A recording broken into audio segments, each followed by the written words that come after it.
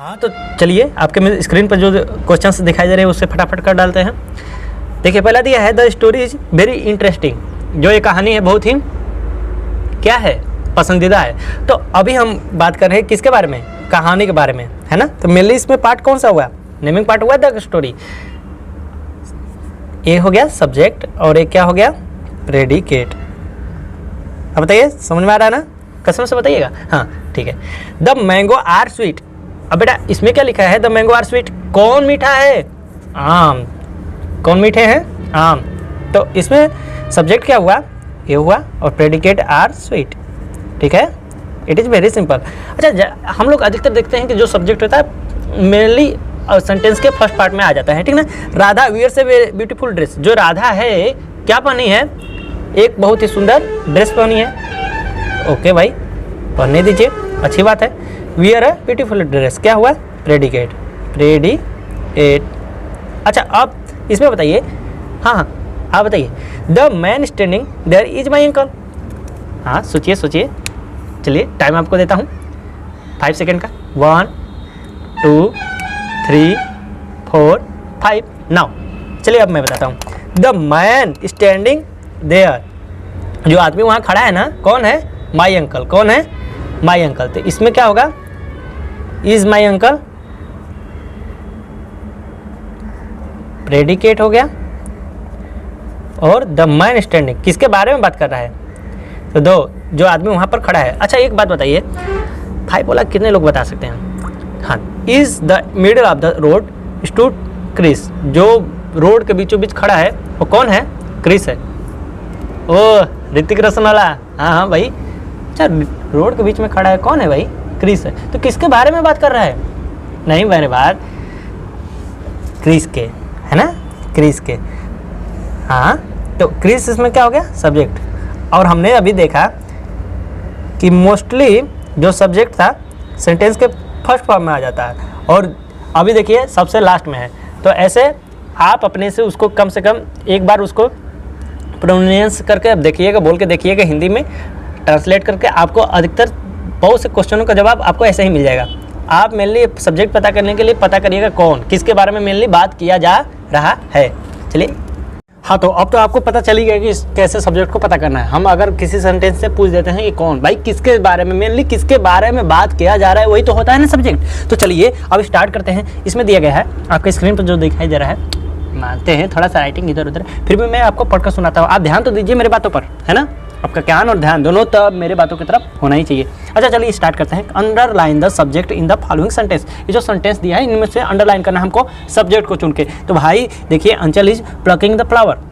बताइए मेरा, हाँ अंचल कौन है इसमें, अंचल। अंचल सब्जेक्ट हुई। भाई कौन तोड़ रहा है फूल को, कौन तोड़ रहा है, अंचल। तो ये हो गया अंचल सब्जेक्ट, ठीक है ना। Ashoka was the great king. वाह वेरी गुड। आपको पता होगा इतिहास के बारे में पढ़े होंगे, तो पढ़ना चाहिए भाई, क्योंकि हम भारत देश के रहने वाले हैं।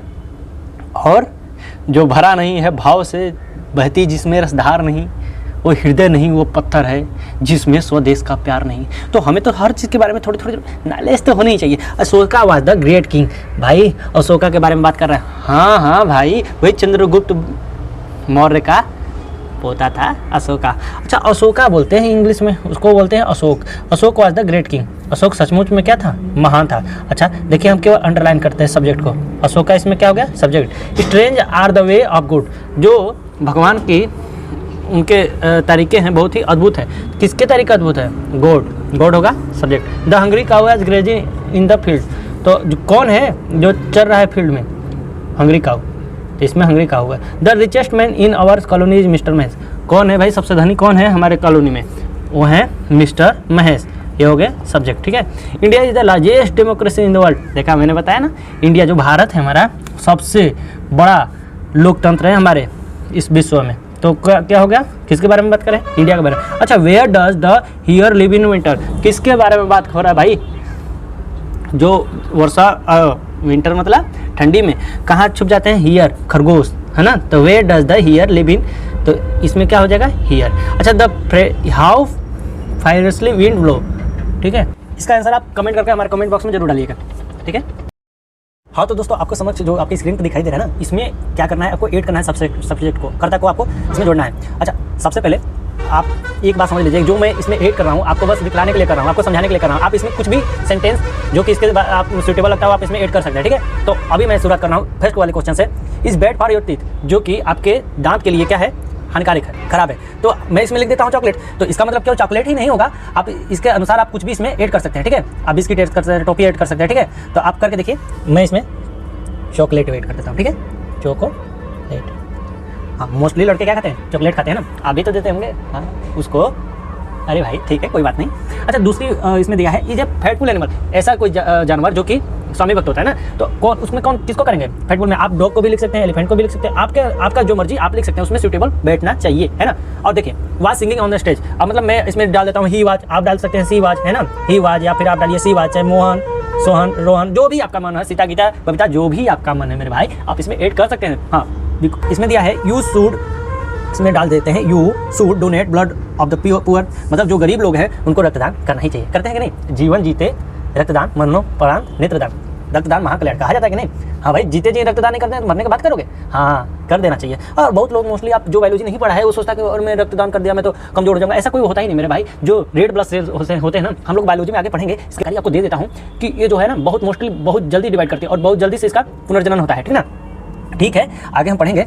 इसमें लिखा है गोज अराउंड द अर्थ। अच्छा, एक बात मेरे भाई, आप सूटेबल कोई भी इसमें सब्जेक्ट ऐड कर सकते हैं, लेकिन क्या आप नेचर के खिलाफ जा सकते हैं? नहीं ना, हम भी नेचर के खिलाफ नहीं जाएंगे। हाँ, मैं भी चाहता हूँ मेरी ऐसा कोई ना लैंग्वेज हो जो आपके हृदय को कष्ट पहुँचाता हूँ, थोड़ा बहुत क्या कहते हैं हंसी मजाक में बोल देता हूँ, ठीक है ना। तो आप इसे दिल पर न लीजिएगा, ठीक है। अच्छा, गोज अराउंड तो क्या जाता है, मून जाता है, मून चंद्रमा न जाती है, हाँ ठीक है, चंद्रमा जाता है जाती है, जो भी है मेरे पास। अच्छा, इसको फेमिनिन जेंडर में हम लोग ज़्यादा काउंटिंग करते हैं, क्योंकि अच्छा ऐसा हमें समझ में नहीं आता है कि जो चंद्रमा है, बचपन में माँ सिखलाती है चंदा मामा दूर के पुआ पकड़ाऊंगा, अच्छा चंदा मामा कहते हैं ना, हाँ चंदा। अच्छा, वही जब आप बड़े हो जाते हैं, अबाउट टीनेजर होते हैं, टीनेजर के बाद ऊपर आपकी जब प्रवेश करते हैं विवाह, लाइक आपका मैरिज लाइक आपका एज हो जाता है, हाँ सेज वाला एज, हाँ नहीं भाई, तो उसमें आपको क्या माँ बोलती है, चांद से दुल्हन लाना। अब बताइए, कभी उसको मामा बुलाती है, कभी उसको दुल्हन बना देती है, समझ ही नहीं आता मेरे भाई। चंद्रमा को आप किसी भी तरह से आपको, लेकिन फिर भी हम ऐसा मानते हैं, हम आगे पढ़ेंगे कि जो सूर्य होता है, सन होता है, और उसको हम मैस्कुलिन में काउंट करते हैं, और जो चंद्रमा होता है उसको फेमिनिन में। ऐसा पर्सनलाइजेशन जब हम पढ़ेंगे ना, इसमें हम पढ़ेंगे, ठीक है ना। अच्छा, अभी हम बात कर रहे थे deliver the speech in the assembly. अच्छा, कौन असेंबली में सबसे बढ़िया, प्रिंसिपल भी, आप हेडमास्टर में, मैडम, जो भी जिसने भी डिलीवर किया होगा, अच्छा स्पीच बोला होगा असेंबली में, उसके बारे में लिख सकते हैं, ठीक ना। हाँ, अब मैं लिख सकता हूँ भाई, शिकागो में। अच्छा, आपको पता है ना, शिकागो में जब स्वामी विवेकानंद जी गए थे तो उन्होंने कैसे बोला था, मेरे प्यारे, हाँ मेरे प्यारे भाइयों और बहनों बोल के संबोधित किया था अमेरिका के। तो कितना अच्छा, बहुत ज़्यादा गड़गड़ाहट के शोर में और तालियां बजी थी, है नहीं। तो एक बोलने का तरीका होता है। अब देखिए नरेंद्र मोदी जी कैसे हुए, मेरे प्यारे भाइयों, है ना, अच्छा लगता है कि ना। तो एक बोलने का तरीका भी होता है, ये होता है हमारा। अच्छा, डिलीवर द स्पीच, तो आप इसमें कुछ भी जोड़ सकते हैं, है ना, मिनिस्टर, है ना। अच्छा, on the table are my, तो इसमें आप क्या लिख सकते हैं, जो भी चीज़ है आपका है टेबल पर जो रखा है, तो आप लिख दीजिए पेन, बुक, स्टेशनरी, जो भी चीज़ है आप लिख सकते हैं। अच्छा, अब क्या इंडिया है जो आप देख रहे हैं इंडिया, अच्छा ये देखिए ना, सेंटेंस के बीच में आया है, फिर भी ये कैपिटल लेटर में लिखा है। आपको पता है ना, आप जब पढ़ेंगे नाउन ना मेरे भाई, तो उसमें आप पढ़ेंगे नाउन में जो होता है फर्स्ट वाला आपको प्रॉपर नाउन, है ना। तो प्रॉपर नाउन में जो भी चीज़ें लिखी जाती है ना, उसमें मोस्टली आप बीच में भी अगर होगा ऐड हुआ होगा, तो उसमें आप देखेंगे ना, तो फर्स्ट लेटर होता है हमेशा कैपिटल होता है। अच्छा, उस वक्त बात हुई, बात की, हम बात करते हैं is the capital of India. कौन है मेरे भाई, बिहार है क्या, बिहार है कैपिटल ऑफ इंडिया, नहीं ना, उत्तर प्रदेश, अरे मेरे भाई न्यू दिल्ली है ना, तो न्यू दिल्ली लिखिए। हाँ, तो आप उसके हिसाब से सुटेबल करेंगे, ठीक है। अच्छा, एक बात बताइए, वाज कितने लोगों को पता है कि फर्स्ट प्रेसिडेंट कौन था? अरे मेरे भाई, मेरे बिहार के रहने वाले डॉक्टर राजेंद्र प्रसाद, डॉक्टर राजेंद्र, बहुत ही विलक्षण प्रवृत्ति थे। आप जानते हैं, एक मैथ को ना कि 3-4 तारीखों से बना लेते थे। एक बार जो चेक करने के लिए गया था उनका जो एग्जामिनर था, उन्होंने लिख दिया था examinee is better than examiner, ठीक है। तो बहुत विलक्षण प्रवृत्ति थे। अच्छा, होते हैं मेरे भाई, ऐसे ऐसे धरती पर हमारे लोग पैदा हुए हैं। अभी कोई सोच सकता है कि ऐसा भी कोई सत्य अहिंसावादी विचारधारा रखने वाले ऐसे लोग, जो कभी कोई कल्पना कर सकता है कि हाड़ मांस के ऐसे लोग भी हमारी धरती पे पैदा हुए होंगे, हैं। भगत सिंह मात्र, अरे जिस एज में आप ना पीछे बैठा कर भम भम उड़ाते हैं, है ना, अरे मैं उसी की बात कर रहा हूँ, मुझे पता है। अच्छा ठीक है, कोई बात नहीं, लेकिन उस एज में उन्होंने, आपको पता है ना, भगत सिंह का नाम भागो वाला, मतलब भाग्यों से उनका नाम भगत सिंह पड़ा था, और ऐसे क्रांतिकारी परिवार से वो रखते भी थे। हाँ, ऐसे हमारा देश आजाद नहीं हुआ था, सही बता रहे हैं आप अमन कुमार, हाँ ऐसे हमारा देश आजाद नहीं हुआ था, क्योंकि उसमें गरम दल नरम दोनों दल के नेता थे। लेकिन जानते हैं ना, जो कार्ल मार्क्स था वो बोला था कि धर्म अफीम के समान है। हम जानते हैं हमारे देश में धर्म, जाति, वर्ग, समुदाय बहुत तरीकों से बांटा गया है ना। और उसमें भी धर्म में भी आप जाइएगा, जाति में भी वर्ग बताया, गोत्र बताया। अरे यार कौन सा दूबे चौबे छप्पन पौबे बहुत से हैं, है ना। तो हम बात करते हैं भगत सिंह के बारे में। तो भगत सिंह जब बचपन में गए थे ना, तो उनके पिताजी किसान परिवार से तो गए थे खेत में। तो वो क्या करते थे, अपना बिया हुआ डाल रहे थे। तो उन्होंने देखा कि मेरा बेटा क्या कर रहा है। तो बंदूक की कुछ गोलियां बंदूक थी, उसको क्या करते जमीन में उसको खोद कर गाड़ रहे थे। तो उन्होंने पिताजी ने पूछा कि क्यों बेटा ये सब क्या कर रहे हो। तो उन्होंने बोला कि जब ये बंदूक बड़ा होगा ना, तो इसका पौधा निकलेगा, बहुत सारे इसमें से बंदूक निकलेंगे, तो मैं इन अंग्रेजों को मार भगाऊंगा। बताइए छोटा सा बच्चा। अरे वो जब घूमने के लिए गया ना, तो अमृतसर पंजाब में जहाँ जलियांवाला बाग हत्याकांड हुआ था मेरे भाई, वहाँ पर जाकर उन्होंने उस मिट्टी को लाया था और अपने माथे पर लगाया था। और उन्होंने बोला था ये सब जितने भी मेरे भाई बहनों, माता पिता जो भी है मेरे भारत देश के वासियों का, अगर जिसमें रक्त है, इस रक्त की मैं शपथ लेकर कहता हूँ इन अंग्रेजों को मार भगाऊंगा। उन्होंने इन अंग्रेजों को असेंबली में उन्होंने बम किसी भी अंग्रेज को नहीं फेंका था। देखिए यही होता है नतीजा। अच्छा छोड़िए ना, उस सब में बाद में नहीं पढ़ना चाहता, लेकिन फिर भी एक बात बता रहा हूँ आपको, अपने देश की इतिहास, आपको अपने देश की भूगोल, आपको अपने देश की राजनीति की हर में आपको थोड़ी थोड़ी तो जानकारी होना ही चाहिए। जैसे आप खाना खाते हैं उसमें थोड़ा थोड़ी तो चीजें। अच्छा मानते हैं आपके पास, मेरे पास संसाधन नहीं है, फिर भी मैं आपको समझाने की कोशिश कर ही रहा हूँ मेरे भाई, मेरे पास नहीं है।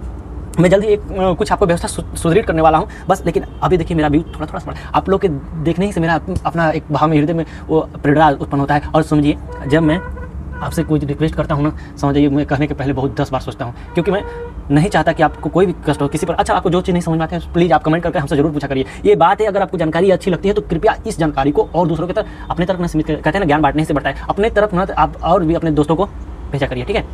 और मैं आपसे भीख नहीं, ये दान मांग रहा हूँ, दान।